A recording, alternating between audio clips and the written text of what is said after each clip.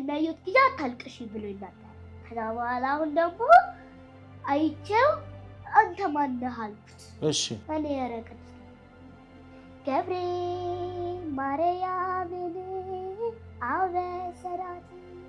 አበሰራት ወንድ ልጅ ትወልጃለሽ አላት። ከዛ በኋላ ምን አለሽ?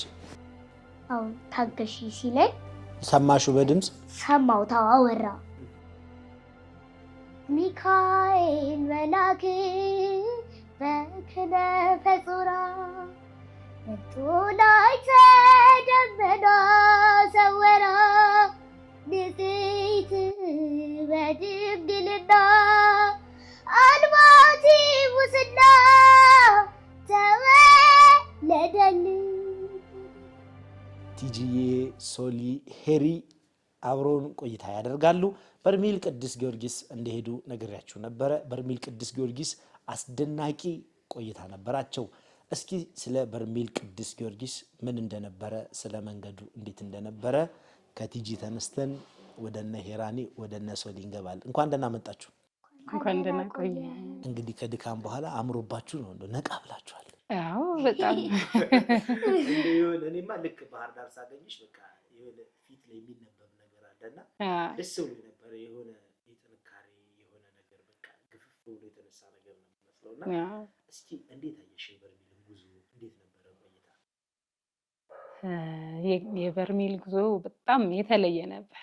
እኔ በጣም በህይወት ውስጥ ከነበሩኝ ኤክስፒሪየንሶች በጣም የተለየ ነበረ። ያው ምንም ከማለቴ በፊት ይሄንን አጋጣሚ እንደ መልካም አጋጣሚ ነው የምጠቀመው።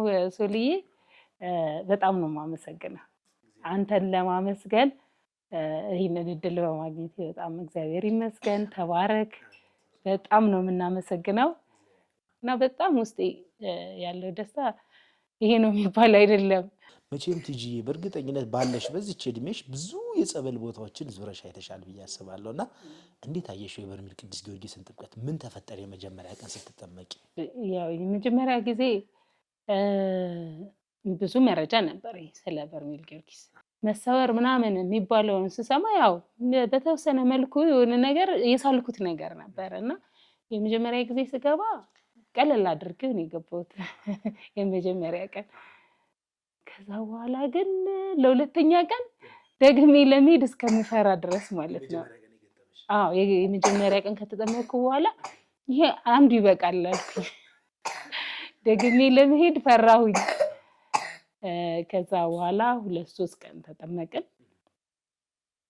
ትንሽ መቋቋም ቻልኩኝ። ምክንያቱም ጸበሉ በጣም ከባድ ነው። ትሰወራለህ ማለት እኔ የማስብ የነበረው የሆነ ፌንት ስታረግ የሆነ ሰመመን ምንም ሳታውቀው ያልፋል ነው አይደል?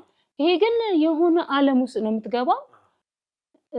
ከዚህ ዓለም ውጪ ሌላ ዓለም ላይ በቃ ይሄ ህይወት ከነፍስ ተላቃ ሌላ ዓለም ላይ ነው የምትሄደው። ስለዚህ አሁን በምንም ቃል አይገለጽም ማለት ነው።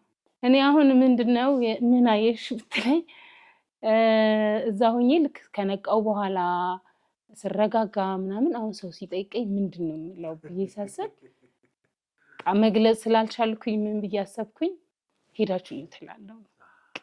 እኔ ያለኝ መልስ ይሄ ብቻ ነው፣ ሄዳችሁ እዩት ነው ልል የምችለው። ምክንያቱም በምንም ቃል አይገለጽም። ታስረን ተቀመጥን፣ በበርሜሉ ዙሪያ ነው።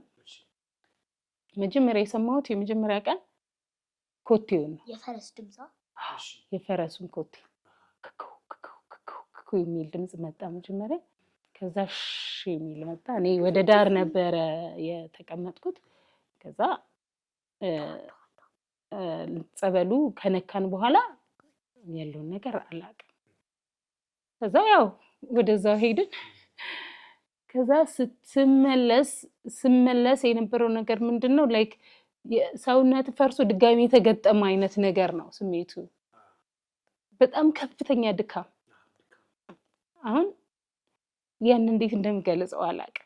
ስራ ሰርተሽ እኮ እንደዛ በስነ ስርዓት ነፍሴ ተላቃ እንደነበር በደንብ የማውቀው ምንድነው ሰውነቴ ራሱ ፊልም አደርጋው ሰውነቴ ራሱ ብትን ብሎ ድጋሚ እንደተሰራ አይነት ነገር ነውና ከሄድክ በኋላ እዛ ጋር የሚያሳየን ነገር በጣም በፍጥነት ነው ከዛ በቃ ጭንቅላት ውጥር ይላል። በፍጥነት ሌላ ቦታ ይወስድሃል። ፕላስ ድምጽ አለው ኮንቲኒየስሊ የሚወጣ ደግሞ ድምጽ አለው። ድምጹ እንዴት እንደሚገለጽ የምን ድምጽ ብትለኝ አላውቀው። የሆነ ቅጭን ድምጽ ማይቋረጥ ድምጽ አለ። ከዛ በኋላ በቃ ተመልሼ ለመገጠም ረጅም ጊዜ ነው የሚወስድብኝ። ወገቤን ምናምን በጣም ተሰማኝ። ከዛ ምንድነው ያደረኩት ድጋሚ ጸበል መስቀል በመስቀል ታሽቶ ሙሉ እምነት ትቀባለህ። ከዛ ቀጥ ብዬ ያው ድጋሚ ፈርሶ እንደመሰራት ማለት ነው። ከዛ ወደ ማረፊያችን ሄድን። ያው መለስ ብለህ ስለራስ እንድታስብ ይሆናል። የተለየ መረጋጋት ደግሞ ይመጣል። እሱን ነው እንግዲህ ያየሁት። ኪዳነ ምሕረትስ እንዴት ነበር? የኪዳነ ምሕረትም ያው ከባድ ነው። ምንም ያለህን ነገር አራግፈህ ነው የምትወጣው። ያ ደግሞ በቀላሉ ስለማይሆን ይመስለኛል እንደዛ ስትረስ የምንሆነው እና እግዚአብሔር ይመስገን በጣም ቆንጆ ቆይታ ነበረ። እስቲ መጨረሻ ላይ ምን እንደተሰማሽ ትነግሪኛለሽ። ሄሩ ወደ አንቺ ልምጣ።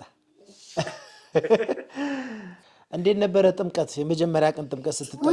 የመጀመሪያ ቀን ምንም እንትን አልተሰማኝም። ማለት ፈርቼም አይደለም ማለት ስታሰጥር የፈረስ ኮቴ ድምፅ አለው ከሚል ማለት ሰማችሁ እሱ እናንተ? አዎ። ከዛ ደግሞ የሆነ ደመገንፈል ነገር ይሰማል። ከዛ በኋላ ደግሞ የከበር ሚል ድምፅ። ከዛ በኋላ ጸበል ይመጣል። ሌሎችም እንደዚህ አጠመቃቸው ማለት ነው። ከዛ በኋላ ማለት ነው ይሁን እንደ ማለት መተንፈስ አቅታል። ኃይል አለው በቃ ፓወር። ልቤን ዘጋት ማለት ነው። ከዛ ይሁን ጥረት እያደረኩኝ ነው ማለት ባለ በሌላ ቅቤ ምናምን እያልኩኝ ይሁን አየር ለመሰብሰብ ሞክራለሁ። ብታይ በቃ ፓወሩ ወደፊት የሚወስድ ነው የሚመስለው። ምንም ራስ አልተንቀሳቀስኩም። ካለውበት ቦታ ንቅንቅ አላልኩም። ግን በቃ ወደፊት የሚወስድ ነገር ይመስላል። ከዛ በኋላ በቃ ምን ላይ ያለው መሰለ እንደዚህ ቁጭ ብዬ ሆነ ነገር ላይ ያለው መሰለኝ። አንድ የመጀመሪያ ቀን ከዛ በኋላ ቁጭ ብዬ አሁን ከነቃው በኋላ የሆነ ድምፅ አለ የሚል ድምፅ የማያቋርጥ ድምፅ።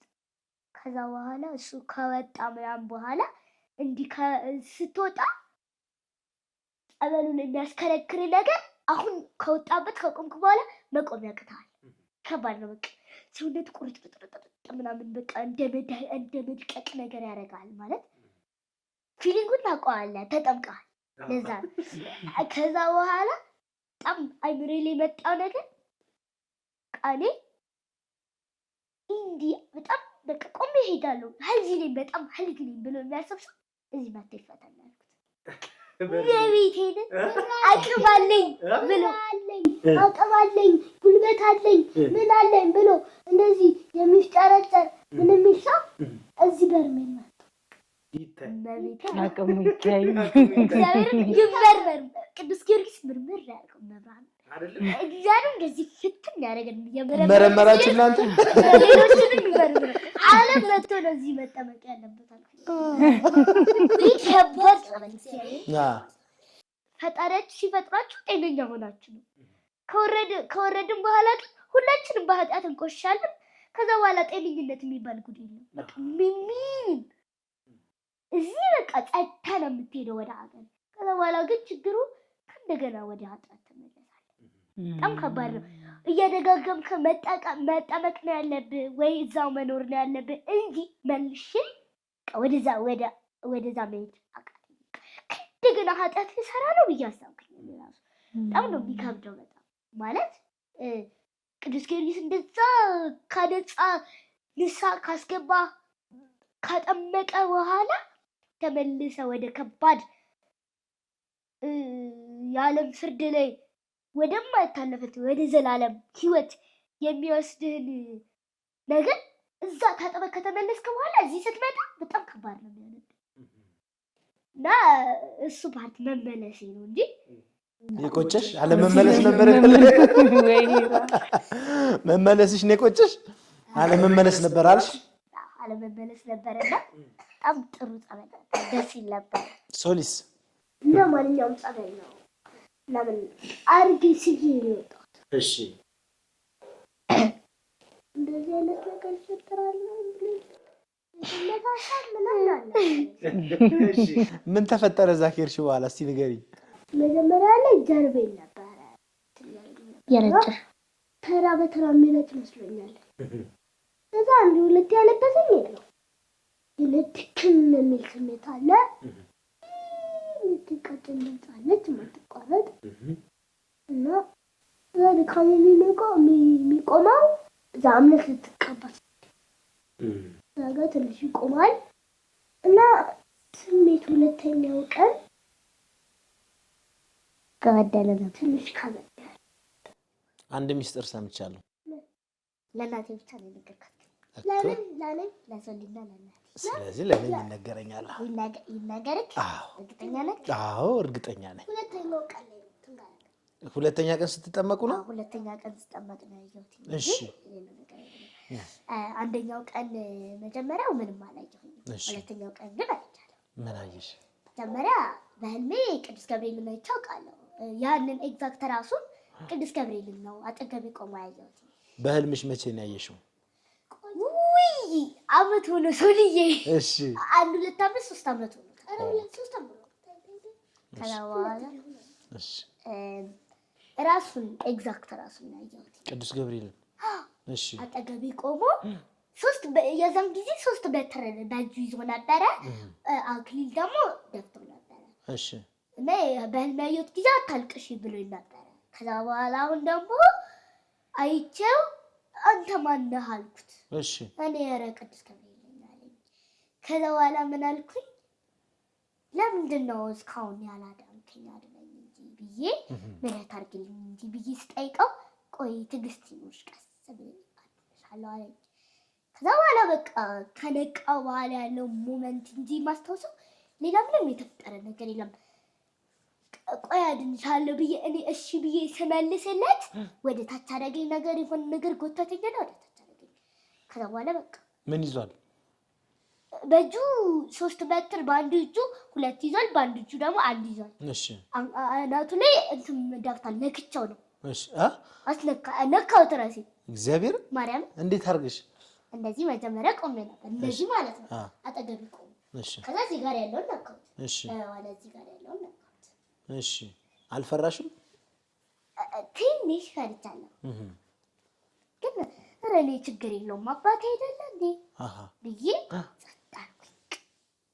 ከዛ በኋላ ምን አለሽ ቆይ ታገሻለሽ አው ታገሺ ሲለኝ ሰማሹ በድምጽ ሰማው ታወራ ነገር ቆይ ታገሻለሽ እሺ ከዛ በኋላ እሺ ብዬ እሺ እንዳልኩኝ ነው የነቃሁት ሳልቆይ ብዙም አልቆይ ታዲያ ለምንድን ነው ያልነገርሽኝ የዛን ቀን እኔ የሚነገር አልመሰለኝም ነበርና ቆየሁኝና ለሰው ሊነገርኳት ያን ቀን ነገረች ከዛ ለነዚህ ቆይቼ ምናምን እስኪ እንትን ይበሉ ምናምን ብዬ በደንብ ያወቁት የጸበሉ ባህሪ ብዬ ሰማዕቱ ቅዱስ ገብርኤል ያደረገልኝን ሰማዕቱ ያደረገልኝን ቅዱስ ጊዮርጊስ ያደረገልኝን ቀስ ብዬ ነገርኳቸው እንጂ ለማንም እንትን ብዬ አልነገርኩኝም ለአንተ ብቻ ነው የነገርኩት ሶልዬ አሁን ለአንተና ለእነዚህ አሁን ያለ ህዝብ ሰማሁት አሁን ያለ ህዝብ ሰማ በጣም ደስ ይላል ገብርኤል ማርያምን አበሰራት ወንድ ልጅ ትወልጃለሽ አላት ገብርኤል ማርያምን አበሰራት ወንድ ልጅ ትወልጃለሽ አላት ሚካኤል መልአክ በክነፈ ጾራ መጥቶ ላይ ደመና ሰወራ ንጽሕት በድንግልና አልባቲ ሙስና ተወለደልን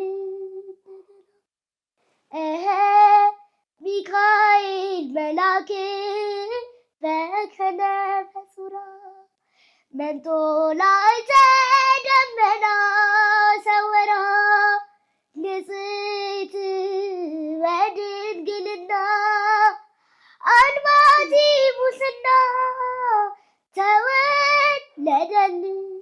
ዝማሬ መላእክት ያሰማልን። የኔ ጀግና ነሽ እናቴ። አመሰግናለሁ። ከቅዱስ ገብርኤል ጋር ምን አይነት ግንኙነት ነው ያላችሁ? እስኪ ንገሪ። በጣም ወዳጅ ናቸው? ክርስትና አባቴ ነው አይደለ? ማለት እንደ ነፍሴ እንደ ህይወቴ ነው ቅዱስ ገብርኤልን። ከሱ ምንም ይሁን ምን ከሱ በላይ የምወደው ነገር የለም።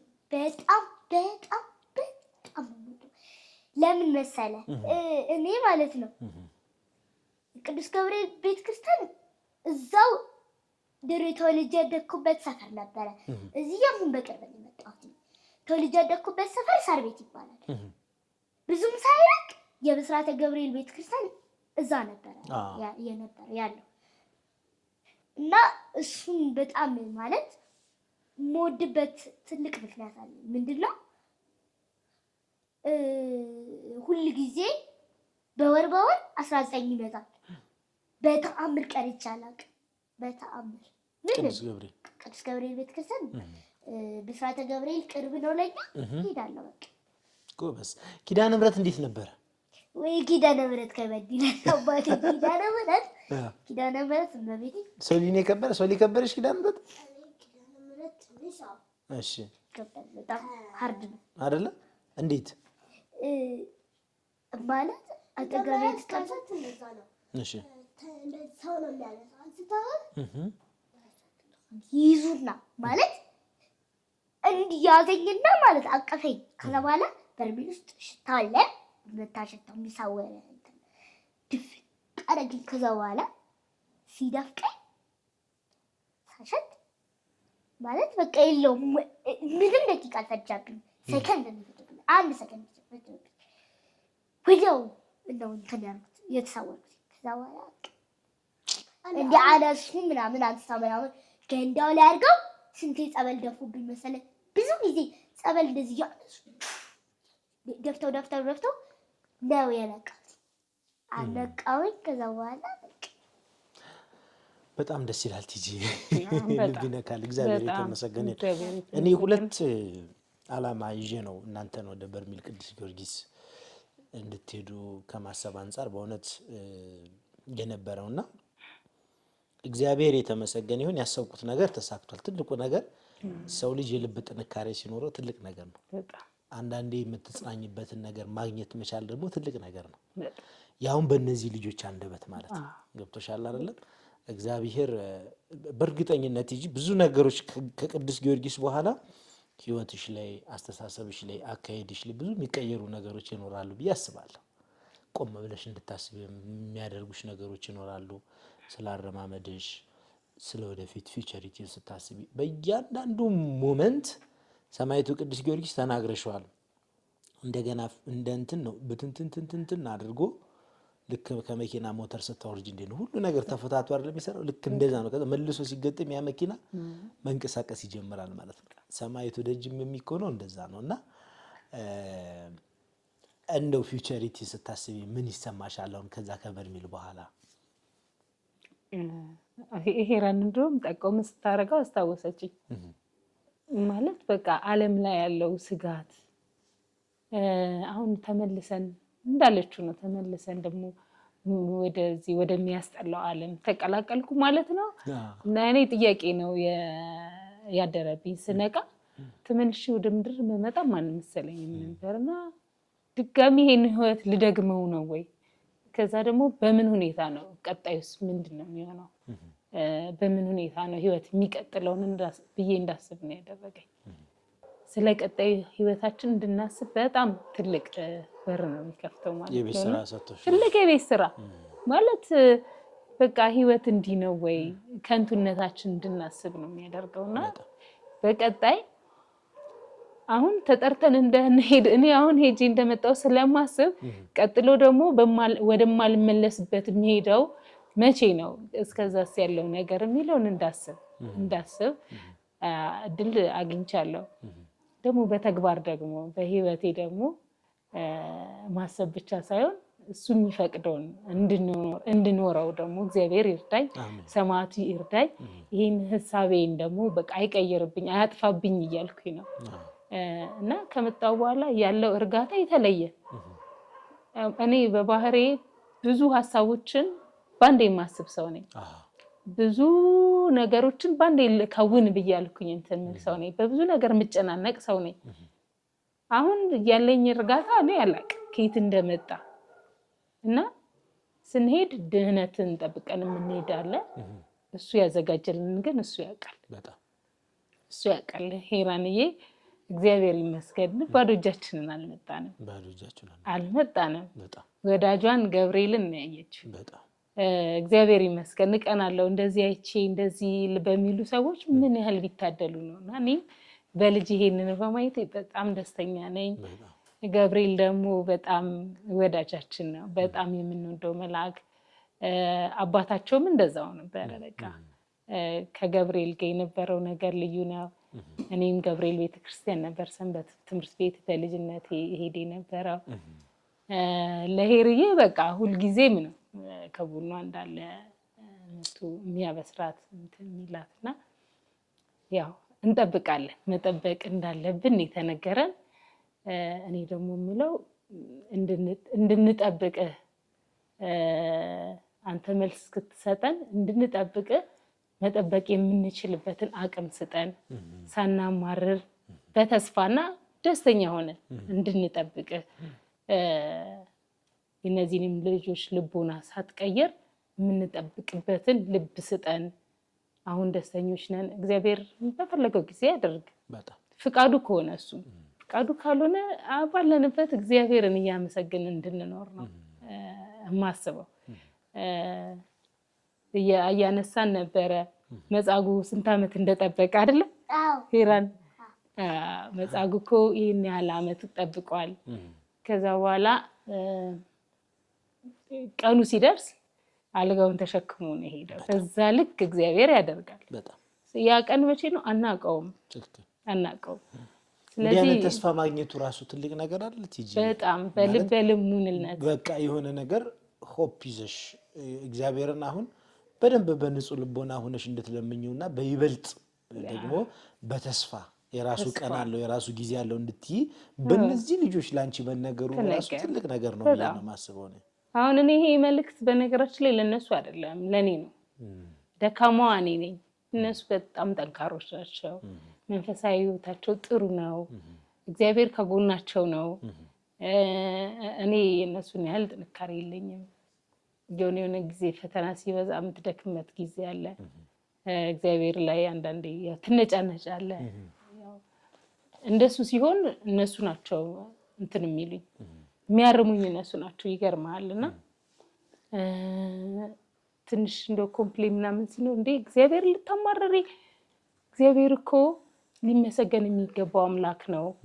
ከከለከለን ያረገልን ይበልጣል ብለው ነው ወደ መስመር የሚያስገቡኝና እነሱ ከጎኔ ስላሉ በቃ በጣም እግዚአብሔር ይመስገንና እንዳላማረር የሚያደርጉኝ ሁሉ ጊዜ ይሄ መንፈሳዊ ህይወታቸው እኔን የሚገነባኝ እኔን ነው የሚያበረታኝ። እኔ እነሱን ሳይሆን እነሱ ናቸው እኔን የሚያበረቱኝና በእርግጠኝነት እግዚአብሔር የፈለገውን ያህል ጊዜ ይዘግይ፣ ግን አንድ ቀን ታምር ይሰራል። ለምን በተስፋ ነው የምንጠብቀውና ይሄ በመሆኑ በጣም ደስተኛ ነን። ይህንን ልበሙሉነት ይህን ተስፋ ያገኘ ነው ደጁን በመርገጣችን ነው። ትክክል። ቅዱስ ጊዮርጊስ እሱ ደግሞ የራሱ ጊዜ አለው። በርሜል ቅዱስ ጊዮርጊስ ታምረኛው ሰማዕቱ ቅዱስ ጊዮርጊስ አባታችን የሁላችንም አባት ነው። ራሱ የራሱ ጊዜ አለው። የራሱ የጊዜ ሰሌዳ የራሱ ካላንደር ያለው አባታችን ነው። በእርግጠኝነት ደግሞ ይሆናል። ሁላችንም እምነት አለን ይሄ ነገር እንደሚሆን ምንም ጥርጥር የለንም። ማነው እንደኔ ማነው እጅግ በብዜ ተማረ በደል ተከደነለት ኃጢአቱ ያልተቆጠረ ያልታሰበበት እንደኔ የተረሳለት ነውሩ በምሕረት መዝሙር ይዘምር ለፍቅሩ መተላለፌን ደምስሰህ አንስተኸኛል ከበረት መልሰህ ልጅ አድርገኸኛል ጎትተህ በፍቅር ገመድ በራሴ አፍሬ ስደበቅ ተሸማቅቄ በክብሬ ላተወኝ በራስ ምለህ ሸለምከኝ አባቴ ክብሬ። በመጨረሻ ማስተላለፍ የምትፈልጊው መልእክት ካለ እናስተላልፍ። ቀረ የምትይው ሀሳብ ካለ እሱን እናንሳና እንሰነባበት። በመጨረሻ ማስተላለፍ የምፈልገው ለመላው የኦርቶዶክስ ተዋህዶ እምነት ተከታዮች ለመላው ለሁሉም ነው የምለው፣ ይህንን ቦታ እንደምንም ብላችሁ እርገጡ። ይሄ ጸበል አያምልጣችሁ። ሶልዬ እንዳለችው ነው፣ ሁላችንም ደህና እንመስላለን። እኔ ማስበው ራሴ በጣም ጤነኛ ነኝ ብዬ ነው አይደለ? ሄደን እዛ ቦታ ላይ እንመርመር፣ ራሳችንን እንፈትሽ። በእውነት እሱን ነው የምለው።